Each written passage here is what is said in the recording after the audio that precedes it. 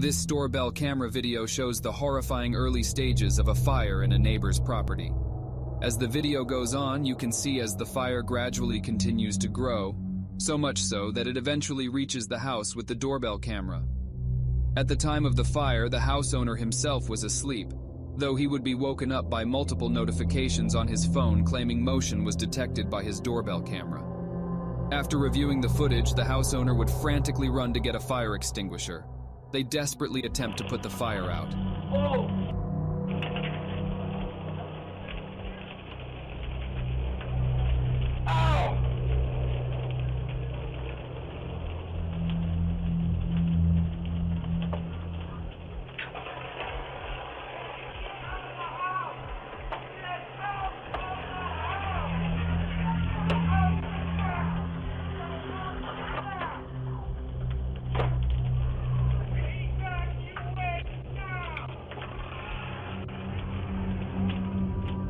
But after realizing it was too late, the house owner would escape through the house's back door.